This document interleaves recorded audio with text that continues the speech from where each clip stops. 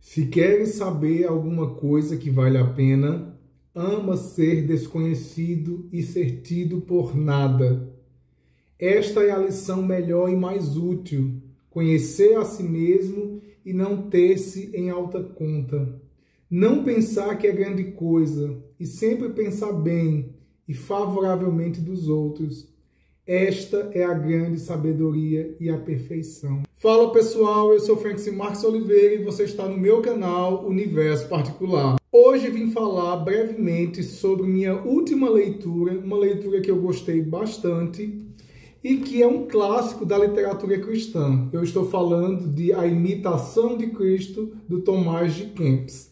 Essa minha edição, ela traz uma dobradinha, porque está aqui também O Segmento de Jesus, do Leonardo Boff, que ele se inspira nessa linguagem do monge Tomás de Kempis para aconselhar também os cristãos da modernidade. Este livro aqui, ele é um livro muito antigo, é um livro da Idade Média tardia, e ele já reflete, o conflito dentro da Igreja Católica com o humanismo, porque estamos falando de um livro do século XV, e este foi o século no qual surgiu o humanismo. Esse foi o período do renascentismo cultural. E aqui as ideias humanistas começam a efervescer e isso começa a gerar um conflito, dentro da religião cristã.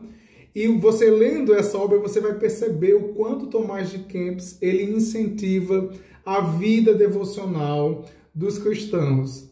Os cristãos eles devem sim buscar uma vida voltada para práticas religiosas, ritualísticas, como o sacramento da ceia.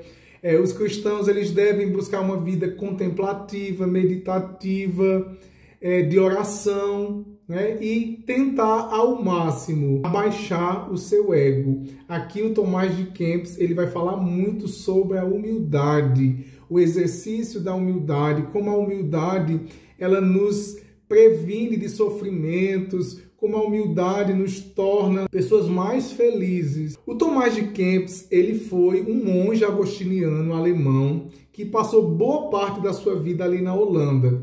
Ele escreve esse livro aqui para monges. Então é um livro que faz muito sentido se você ler na ótica dos monges. Ele vai dar instruções, conselhos, como um pai espiritual mesmo.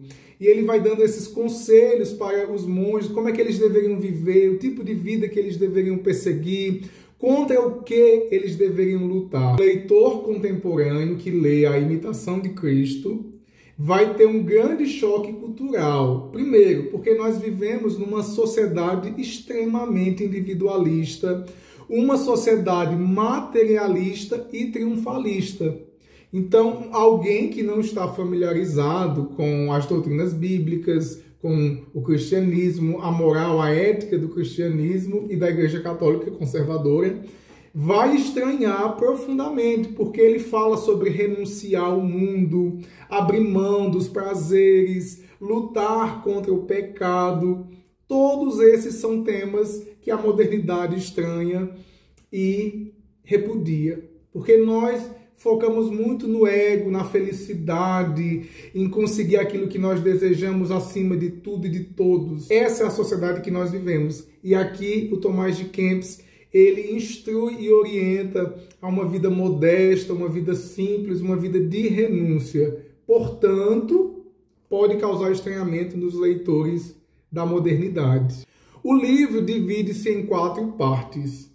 Existem conselhos úteis para a vida cotidiana.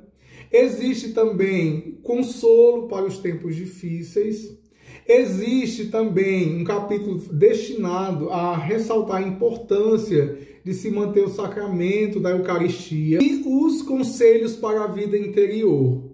O terceiro capítulo dessa obra é o maior.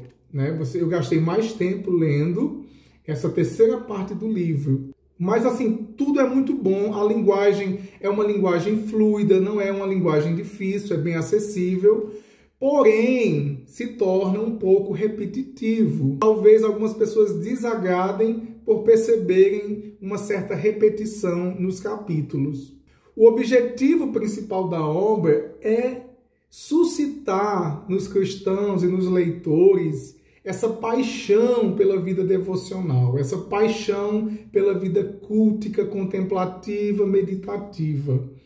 E eu, sinceramente, eu achei muito lindo algumas passagens que tem aqui nesse livro, a maneira apaixonada do Tomás de Kempis de falar de Jesus Cristo. Você vê a verdadeira devoção, o quanto ele admirava Jesus, o quanto ele enaltecia a pessoa de Jesus e a forma poética com que ele fala determinadas coisas. Eu achei tudo muito bonito. E para terminar esse livro, terminou com chave de ouro, porque nessa minha edição, como eu falei, temos o segmento de Jesus, que é a abordagem do teólogo brasileiro Leonardo Boff. Ele se inspira no Tomás de Kempis para fazer seus conselhos. E nesse livro Segmento de Jesus, o principal conselho do Leonardo Boff, entre outras coisas, é a nossa consciência ecológica. Ele enfatiza muito essa questão do cristão com a terra, com o meio ambiente. A questão ética do cristão para com os seus semelhantes, né? Nós, como cidadãos, em relação a outras pessoas, como é que nós devemos nos portar. E também a nossa relação com Deus, a nossa relação com a fé. Para ele, o segmento de Jesus é a cristalização da proposta de Jesus. Quem quiser vir após mim, né? Então, essa ideia de Jesus de que ele não quer que as pessoas falem sobre ele ou acreditem nele, mas que a nossa fé vá além das palavras, que a nossa fé seja uma fé prática, uma fé tangível, palatável, que nós possamos vivenciar aquilo que Jesus viveu e de maneira muito prática e objetiva. Então, para o Leonardo Boff, a verdadeira espiritualidade se manifesta através de obras, não apenas através de palavras, de blá blá blá, de teologia. Mas o verdadeiro cristão, ele tem essa sede de justiça, ele quer andar como o Messias, ele quer seguir os passos do Mestre e trazer justiça para as relações humanas. Então, o Boff, ele foi um teólogo da libertação, ele é, na verdade, né, porque continua vivo, um teólogo da libertação, e ele se pauta muito nessa preferência pelos pobres. Os pobres são sempre o centro da temática da libertação. Se você se interessa pelo assunto, se você gosta de ler literatura cristã, o Tomás de Kempis, ele é muitíssimo conhecido, ele tem outras obras também sobre espiritualidade, e eu recomendo você ler esse livro porque também você vai poder conhecer o pensamento do Leonardo Boff. E só uma curiosidade, eu achei muito interessante, porque aqui ele faz referência, o Leonardo Boff, ele faz referência ao Carl Jung. E eu estou estudando muito atualmente psicologia analítica, psicanálise, né? Quando eu me deparei com terminologias junguianas aqui, eu achei engraçado, porque é como se fosse um assunto que está me rodeando e me perseguindo. Então, até aqui num livro de religiosidade, né, eu encontrei, e aí eu descobri que o Jung influenciou muito o pensamento do Leonardo Boff. O Jung, ele fala sobre a individuação e o Leonardo Boff, ele faz um paralelo com a autenticidade cristã, essa transformação da vida do sujeito pela espiritualidade, pelo exemplo de Jesus. E aqui ele faz citações à sombra, à individuação, a vários termos da psicologia analítica, e eu gostei bastante de ter descoberto isso.